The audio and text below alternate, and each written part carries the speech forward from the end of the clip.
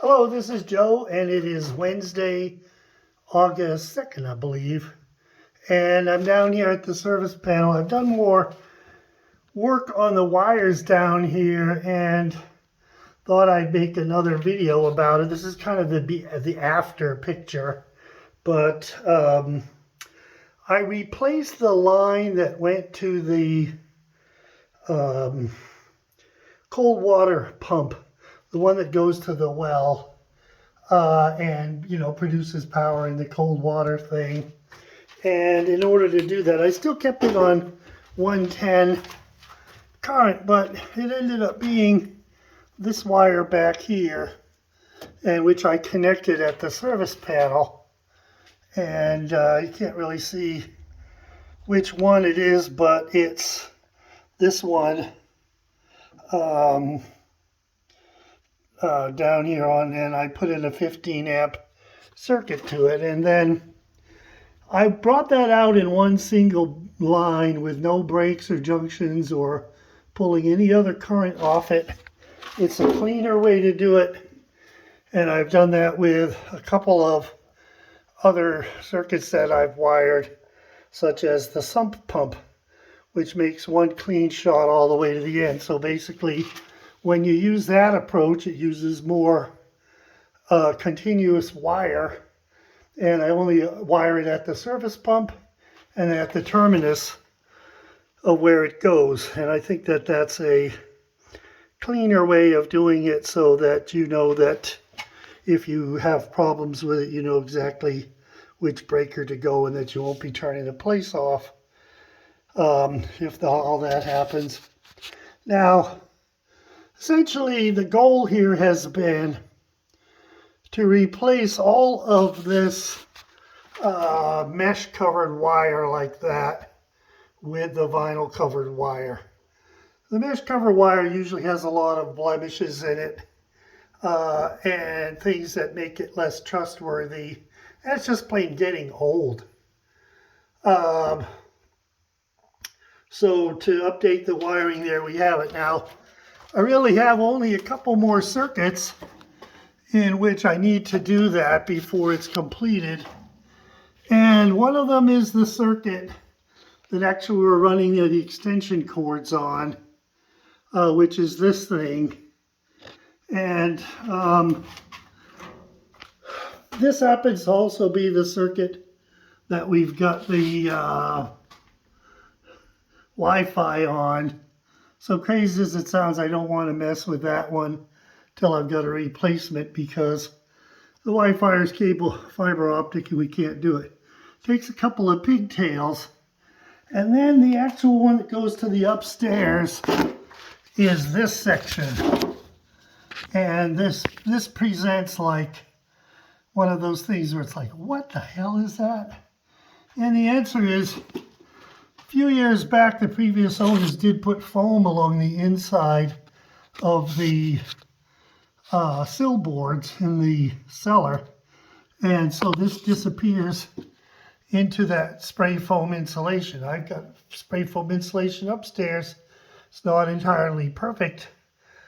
But when it comes time to replacing this outlet or turning it off, I'm going to have to excavate the spray foam around where it goes. Now, this wire has an interesting property, which is that you want to find out if it's alive or dead. Have my little Klein checker here. This is a hot wire. There's another wire that comes in from that same thing. That also is a hot wire. So I believe that what's happening is somehow the current to the part that we are running the extensions on is routed through this. So I can't really fix the extension cord thing without disconnecting this, which I don't actually want to do right at this moment until I have a plan for what I'm going to do to hook up the Wi-Fi.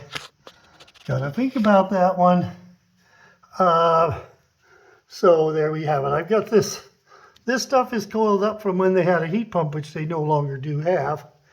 And That's it. Now to give you, some examples of something. One of the issues that I've done has been to trace every single wire. And I did it with the green tapes, but then I've also got a magic marker that's unerasable. And I'm making sure it's written as on each wire as to what I do, because I just have this feeling this isn't the end of my time in the cellar, even when I do this. The water to the hot water and also to the well pump originally were both routed through this same junction box up here. And in order, I thought about, should I just splice it on there? And then it would have meant keeping like 4 feet of this woven stuff. And it was like, no, just skip that. Remove that junction. So what we see here is, what's remaining is the junction to the hot water heater, which does happen to be 2 wires with ground. And it's a metal box, so the box is also grounded. So the hot water heater is still safe, and actually, it's got 2-wire ground. The plastic is intact. It's a little dirty along the way, but it's fine. So that one, that's safe to leave where it is. So I got that. So the thing is, these last 2 things that go into the top of the box, I really got to have a plan for what to do with those. This one, you'll notice, is labeled mystery because this also goes along the sill. And I don't know what's on the other end of that and where that goes from there. That may very well be the thing that goes up. I have no idea what it is. I'm not even going to speculate. You have to know where the location of these things were up in the thing here, but one of the things is that this junction box, there's actually a wire that goes to an outlet that's near where that hot air outlet is, and that comes from this junction box here, which has a lot of stuff on it and which is still on. So right at this moment, that junction box is a bit of a mystery. It's not one of the ones that I've really labeled. Let's see what it says here. It's got the 3 wires, and it's down here on this, it's off. So it's a house junction box, and it's not really labeled on the label of the panel. I should put up a sign that says mystery on that. We turned that off because it's got unsafe wiring somewhere along the way. And I think if I look at this, this actually tells me that this part here has got the new vinyl wiring, and that part that goes to that one should be acceptable. So the power for this one comes to the box from here. There's a junction inside and 2 things exit. This one here goes to the furnace. So now what we have is the furnace is off. So now that actually tells me, and I'm thinking out loud here, but that actually tells me that when we turn the furnace on, one of the other lights in the middle room will work because it's hooked up with good wiring here. So that's actually an option I hadn't even considered. We have the furnace off because it's summer, and we have the furnace off because let me go over here, because we've had an emergency furnace on-off switch, which was, the wiring was exceptionally bad, and I turned that off, and we have to clean this up and rewire the emergency furnace on-off switch before we even think of turning the furnace back on. So now this makes me think I've got to actually get on the stick there, because then I'll have 2 more outlets that I didn't think I had. This is not a fully planned video, but at least it tells you a way. I guess I could say I'm modeling how to think about the electricity. Where does it go? It's a spider web, and where is each leg of the spider leg anchored? So I'm going to put up a tape there that says where that one goes. That's probably a working outlet and should be fine, as opposed to this one back here, which is definitely a working outlet, but makes you wonder what the hell they did with it. So that's kind of the story there. Now in the cellar lights, I hooked up a bunch of the outlets like this, but I didn't wire the light fixture to each one. If you do that and then you hardwire the light fixture, that means if the light fixture breaks, you got to undo the hard wire. If this light fixture breaks, we turn it off and we unplug it there and go get another one and change it all out. And in the long run, it's a lot less effort to do.